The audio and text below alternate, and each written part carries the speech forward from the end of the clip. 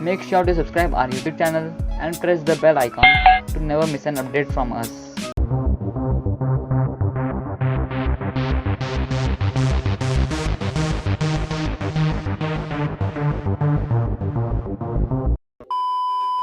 जैसा कि हम सभी को पता है, इंडियन रुपी यूएस डॉलर्स के कंपैरिजन में अप्रॉक्सीमेट 75 टाइम्स वीक है और इससे हमें कई सारे लॉसेस भी होते हैं।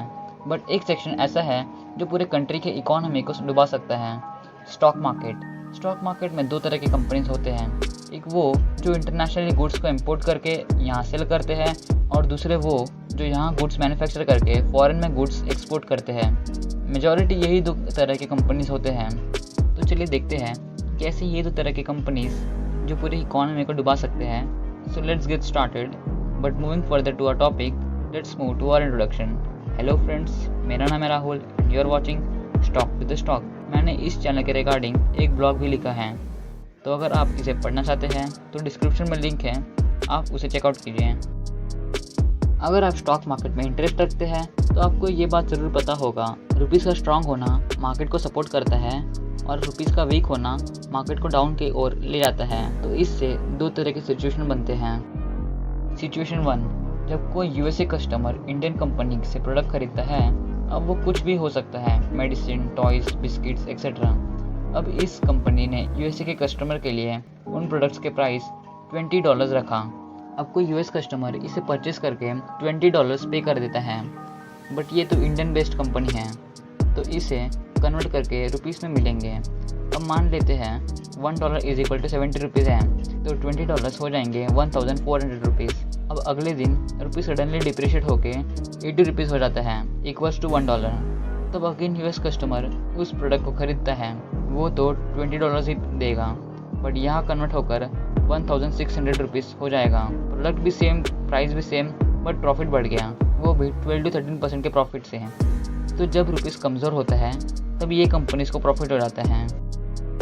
अब सिचुएशन 2, जहाँ इंडियन कस्टमर जो एज अ कंपनी है वो यूएस की किसी कंपनी से गुड्स इंपोर्ट करता है। यूएस कंपनी ने इंडियन कस्टमर के लिए $20 प्राइस सेट किया एंड लाइक प्रीवियस अभी $1 = 70 रुपीज़ है, तो Indian company as a customer 1400 rupees pay करेगा। अब अगले दिन रुपीज़ सडनली डिप्रिशिएट होके 80 रुपीज़ हो जाता है, इक्वल्स टू $1। तब वही कंपनी $20 के लिए 1600 रुपीज़ पे करेगी। इन्हें 200 रुपीज़ ज़्यादा पे करना पड़ा क्योंकि रुपीज़ कमज़ोर हो गई। तो जब रुपीज़ स्ट्रांग होता है तब ये कंपनीज़ को प्रॉफिट होता है। इन दोनों ही कंपनीज़ के प्रोडक्ट के हाई प्राइस और लो प्राइस से उनके शेयर प्राइस भी इफेक्ट होते हैं, जिससे कभी मार्केट अप ट्रेंड तो कभी डाउन ट्रेंड होता है। इन सब में FII यानी फॉरेन इंस्टीट्यूशनल इन्वेस्टर्स जो होते हैं उन्हें भी बहुत इफेक्ट होता है। अब मैंने इन्हें ही क्यों कहा, इसका सबसे बड़ा रीज़न है हमारे देश के दो company giants TCS and Reliance. इन दोनों में ही FII बहुत ही ज़्यादा है। TCS में FII 16% है और रिलायंस में 25%। अब अगर किसी दिन इन दोनों ही कंपनीज़ के FII में सारे शेयर्स सेल कर दिए जाए तो हमारा इकोनॉमी पूरा डाउन हो जाएगा। इसलिए भी ये फैक्टर बहुत इंपॉर्टेंट है, क्योंकि जाहिर सी बात है जब रुपीज़ वैल्यू फ्लक्चुएट होते हैं तब उन्हें बहुत लॉस होता है और कोई अपना लॉस क्यों करा कर ले, तो इसलिए ये बेचेंगे और मार्केट से बाहर निकलने की कोशिश करेंगे। Let's take an example. एक FII है जिसके पास $10 है और उसे इंडियन बेस्ड कंपनी में इन्वेस्ट करना है जिसका शेयर प्राइस 70 रुपीज़ चल रहा है।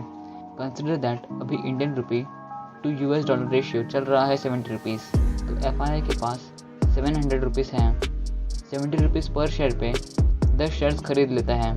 3 महीने बाद जब उस शेयर का प्राइस 75 रुपीज़ होता है, यानी 5 रुपीज़ इंक्रीज़ हो जाता है, तब FII सोचता है चलो 5 रुपीज़ पर शेयर पर प्रॉफिट हुआ है, और एक्चुअली में हुआ है क्योंकि 5 रुपीज़ पर शेयर की प्राइस जो इंक्रीज हो चुकी है और वो शेयर्स को बेच देता है। उसके पास 10 शेयर्स थे, 75 रुपीज़ पर शेयर की वैल्यू है, तो उसके पास आ जाता है 750 रुपीज़। बट अब होता है असली ट्विस्ट, इस टाइम पे rupees to dollar ratio 75 rupees हो जाता है, यानी $1 = 75 रुपीज़। इसलिए करेंसी एक्सचेंज में उसे 75 रुपीज़ के $10 ही मिलते हैं, बिकॉज 750 डिवाइडेड बाई 75 = 10। 3 महीने के बाद भी उसके पास उतने ही डॉलर्स रहते हैं जितना उस FII ने इन्वेस्ट किया था। इसलिए FII के पॉइंट ऑफ व्यू से हमारी करेंसी का ग्रोथ होना बहुत ही ज़रूरी है, क्योंकि अगर ये नहीं होगा तो उन उनके सारे प्रॉफिट्स एक्सचेंज में नल हो जाएंगे and also all over market में नेगेटिव इम्पैक्ट ही पड़ेगा। इसलिए हमारे करेंसी का स्टेबल होना बहुत ही ज़रूरी है, जिससे प्रॉफिट ज़्यादा अच्छे से हो पाएगा। तो आज इस टॉपिक को यही बंद करते हैं। I hope you guys learn something new after watching this video. अगर हाँ तो जल्दी से वीडियो को लाइक कर दो और चैनल को सब्सक्राइब करके बेल आइकन को हिट करना, जिससे आपको लेटेस्ट वीडियोस का नोटिफिकेशन सबसे पहले मिले। वीडियो को शेयर कीजिए जिससे ये नॉलेज सभी को मिले।